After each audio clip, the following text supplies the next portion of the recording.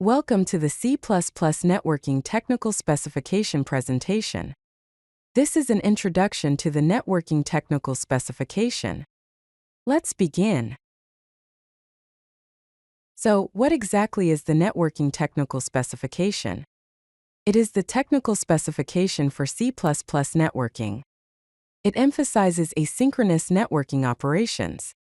It is based on the Boost.Asio library. It provides a standardized application programming interface, or API, for network programming. The Networking Technical Specification namespace is represented as Standard Net. Core networking components include the I/O context class, socket class, and endpoint class. For Internet Protocol address handling, there's the IP::address class. Let's explore the key components of the Networking Technical Specification. First, we have I/O_context, which is the central event loop that manages asynchronous operations and dispatches handlers when operations complete. Next, we have socket, which represents a connection endpoint for sending and receiving data, with support for transmission control protocol, user datagram protocol, and other protocols. Then comes endpoint, which represents a network address, including Internet Protocol address and port, that can be used to connect to or accept connections from. Moving on, we have buffer, which provides abstractions for managing memory used in input-output operations, with support for various buffer types and sequences. After that is async_result, a mechanism for adapting completion handlers to different asynchronous models like callbacks, futures, and coroutines. Finally, we have executor, which defines where, when, and how submitted functions are invoked, providing control over the execution context. Let us consider a basic transmission control protocol client example. Key components in this example include I/O_context, which manages asynchronous operations, TCP::resolver, which resolves hostname to Internet Protocol address, TCP::socket, which represents the connection, and async_connect, which ensures non-blocking connection. The code snippet shows how to include necessary headers, such as IOStream and net. The connect_to_server function creates an I/O_context, a TCP resolver, and a TCP socket. It resolves the hostname example.com to its Internet Protocol address and connects to the server asynchronously using async_connect. Let's explore asynchronous operations within the Networking Technical Specification. There are two primary approaches, callback-based and coroutine-based. In the callback-based approach, we use the async_read_sum function on a socket, which takes a buffer and a lambda function as arguments.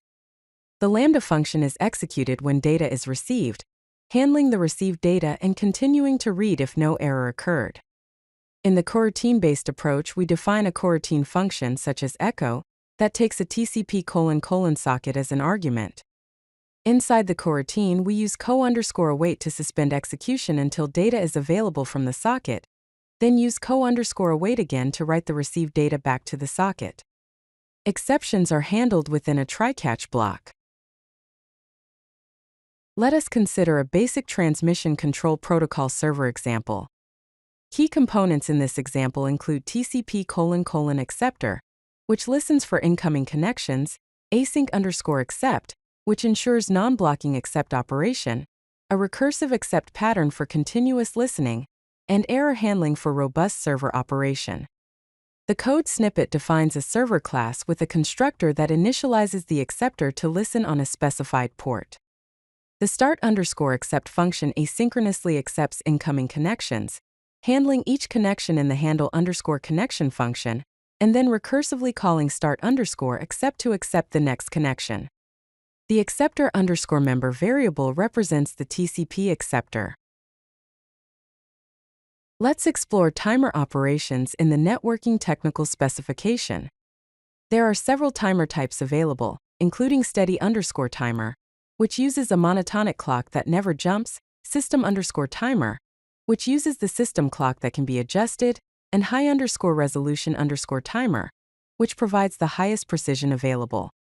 Common use cases for timers include implementing timeouts for operations, scheduling periodic tasks like heartbeats or polling, delaying the execution of handlers, and implementing rate limiting and throttling mechanisms. The code snippet demonstrates how to create a timer with the IO_context, set it to expire after 5 seconds, and asynchronously wait for it to expire, printing a message when it does. It also shows how to implement a periodic timer by rescheduling it within the completion handler. Let's discuss error handling in the Networking Technical Specification. We use the standard error_code class. It is a lightweight error reporting mechanism. It contains an error value and an error category. It is the first parameter in all completion handlers, and it can be implicitly converted to a Boolean value. Common error categories include system_category, which represents operating system level errors, net database_category, which represents domain name system resolution errors, address info_category, which represents address information errors, and miscellaneous_category, which represents miscellaneous errors. The code snippet demonstrates a basic error handling pattern within a completion handler, checking for specific error conditions and processing data if no error occurred. It also shows how to convert a standard error_code to a standard system_error exception for more advanced error handling. Let's go through some best practices and resources for using the Networking Technical Specification. For resource management, use resource acquisition as initialization or RAII. For socket and context lifetimes, ensure proper strand usage to avoid race conditions, and manage buffer lifetimes carefully. For error handling, always check error codes in completion handlers, handle common network errors gracefully, and implement proper timeout mechanisms.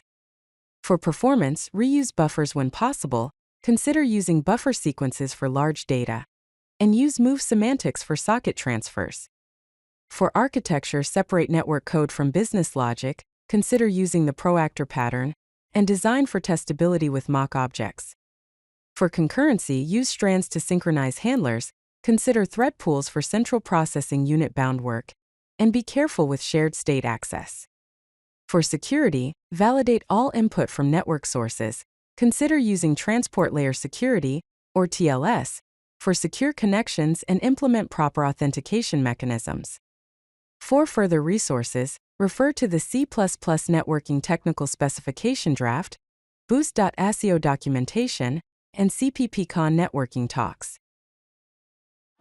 If you like this video, hit that like button and don't forget to subscribe. Visit codelucky.com for more such useful content.